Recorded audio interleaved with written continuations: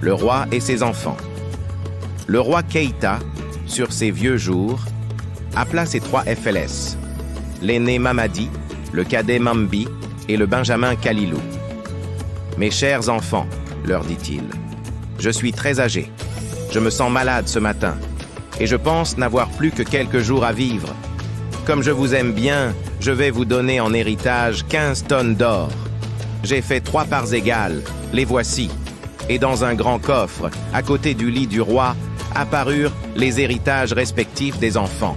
Le surlendemain, le roi Keïta rendit l'âme. Les funérailles terminées, les 2 aînés se demandèrent comment ils pourraient dépenser leur héritage. Ils achetèrent des troupeaux, firent construire des cases, parcoururent tout le pays pour offrir à leur mère et à leurs femmes les plus beaux bijoux, les plus belles étoffes. Puis, ils passèrent leurs jours en festin continuel. L'argent, on le gaspillait. C'était à celui qui organiserait les plus belles fêtes, aurait les plus beaux tam-tam. Un jour, les mères de Mamadi et de Mambi rendirent visite à la mère de Kalilou. Elles se moquèrent d'elle et la ridiculisèrent en constatant qu'elle ne profitait pas de l'héritage de son FLS. Après le départ des 2 femmes, la mère de Kalilou, furieuse, se rendit aussitôt chez son FLS. « Fils ingrat !» cria-t-elle, « tu ne m'offres jamais de cadeaux, tu n'organises jamais de fêtes. Vois un peu comment vivent tes 2 frères. Prends donc exemple sur eux. » Et elle fondit en larmes. Kalilou ne répondit rien, mais partit dès le lendemain matin en voyage. Au premier village qu'il traversa, des enfants malmenaient un chien qu'ils tenaient en laisse. Ils le conduisaient aux fèves pour le noyer. « Pourquoi, chers enfants, voulez-vous tuer ce chien? Il a dévoré la viande du félès du roi. Prenez cette poignée d'or et vendez-moi votre chien. » Les enfants, qui ne s'attendèrent pas à pareille aubaine, n'hésitèrent pas un seul instant. Et Kalilou continua sa route accompagné du chien. En entrant dans un 2e village, il aperçut des petites flèles qui pendaient un chat. « Pourquoi pendez-vous ce chat, Flette? »« Parce qu'il a bu le lait du roi. Prenez cette poignée d'or et vendez-moi votre chat. » Et Kalilou se remit en marche, suivi du chien et du chat. En entrant dans un 3e village, il vit un chasseur qui allait tuer un vautour. « Pourquoi, chasseur, veux-tu tuer ce vautour? » Parce qu'il dévore les oiseaux du roi. Tiens, voilà une poignée d'or et donne-moi ton vautour. Et Kalilou, accompagné du chien, du chat et du vautour, à qui il avait sauvé la vie, reprit sa route. Ils arrivèrent bientôt dans un espace désert, où l'on remarquait simplement une grotte.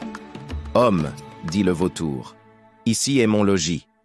Entre dans cette caverne, ne crains rien. » Tous y pénétrèrent. Sur un perchoir en or était juché le roi des vautours, entouré de ses sujets. « Grand chef des vautours, » cria le rapace, « je te présente l'homme qui m'a sauvé la vie. Il mérite une récompense. »« Laquelle ? » ?»« Il mérite l'anneau. » Le chef des vautours quitta son superbe perchoir, vint se poser auprès de Kalilou, ouvrit son énorme bec et dit « Homme, sous ma langue se trouve une bague magique.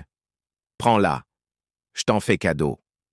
Chaque fois que tu désireras quelque chose, dit Sul, ton vœu sera tout de suite exaucé, mais surtout ne perds jamais cet anneau. » Kalilou prit l'anneau et répondit « Je te remercie beaucoup, chef des vautours.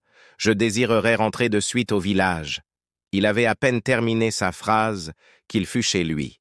Sa mère vint le voir, le traita à nouveau d'enfant ingrat et se remit à pleurer.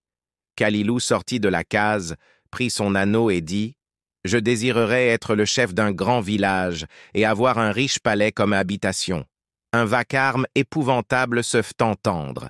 La mère effrayée sortit de la case de son FLS et vit une ville et un somptueux palais qui surgissaient de terre. « Chère mère, dit Kalilou, c'est là désormais que nous habiterons. » La pauvre femme n'en croyait ni ses yeux, ni ses oreilles. Le lendemain, Kalilou se maria, mais il commit une grave imprudence. Il raconta à sa jeune épouse l'histoire de l'anneau magique. Profitant du profond sommeil de son mari, la femme lui déroba l'anneau et s'enfuit chez ses parents. Immédiatement, Kalilou se réveilla dans une pauvre case. Plus de palais, plus de ville. Le chien et le chat se consultèrent et décidèrent de récupérer l'anneau du maître. Ils arrivèrent au village de la jeune femme, près de la case où elle logeait.